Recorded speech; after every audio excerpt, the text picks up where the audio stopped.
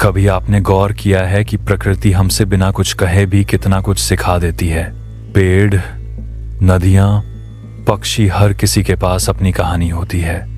आज की कहानी भी कुछ ऐसी ही है, एक तोते की, जिसने इंसानों को भी जीवन का असली सबक सिखा दिया। उत्तर भारत के एक छोटे से गांव में एक बुजुर्ग पंडित रहते थे। उनका नाम था राम किशोर। गांव के लोग उन्हें बहुत मानते थे, क्योंकि वे सिर्फ विद्वान ही नहीं बल्कि दिल से भी बहुत उदार थे। राम किशोर जी के पास एक पिंजरे में एक तोता था, हरा भरा, चमकीली लाल चोंच वाला। गांव के बच्चे उसे प्यार से बुलाते थे मीठू।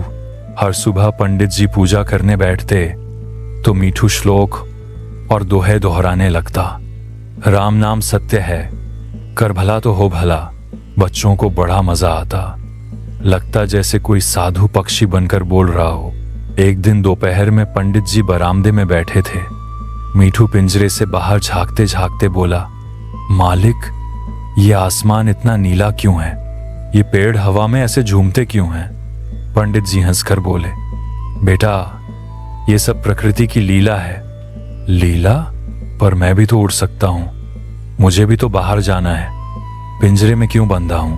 पंडित जी थोड़े गंभीर हो गए, बोले, मीठू, बाहर की दुनिया बहुत कठिन है। वहां शिकारी हैं, बिल्लियां हैं, भूख है, प्यास है। यहां तुझे दाना पानी सब मिलता है, सुरक्षित है। मीठू चुप हो गया, पर उसकी आंखों में आसमान की प्यास झलक रही थी।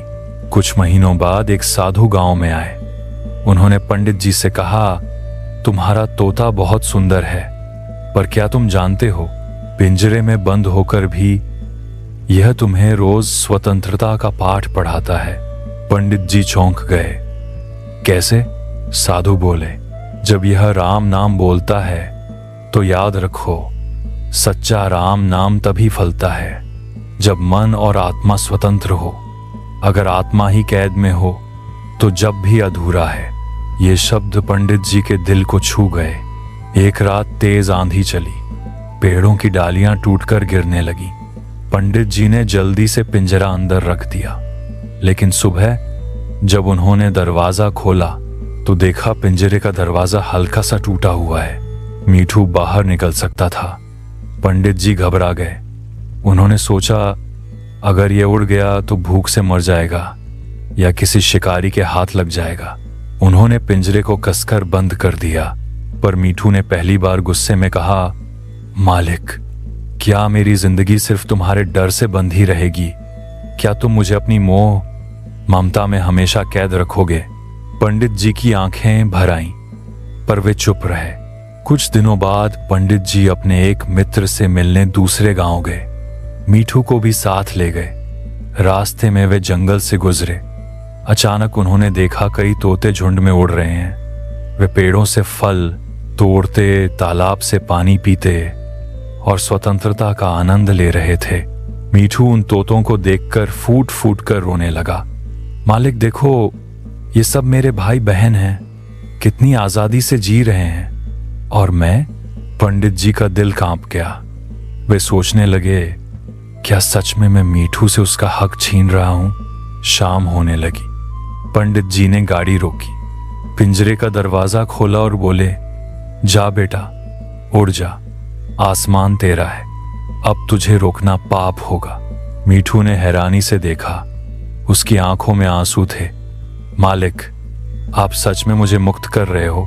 पंडित जी बोले, हाँ, जाओ, मैं तुम्हें बांधकर अपनी पूजा अधूरी नहीं करना चाहता। सच्चा धर्म किसी की स्वतंत्रता छीनना नहीं है। मीठू ने कांपते पंख फैलाए, पहली बार खुले आसमान की ओर उड़ान भरी। हवा उसके पंखों को छू रही थी और सूरज उसकी आंखों में चमक रहा था। कुछ महीने बीत गए। पंडित जी उदास रहते। पूजा तो होती, पर पिंजरे की खाली जगह उन्हें खलती। एक दिन वे बरामदे में बैठे थे, तभी अचानक वही मीठू आकर उनकी छत पर बैठा।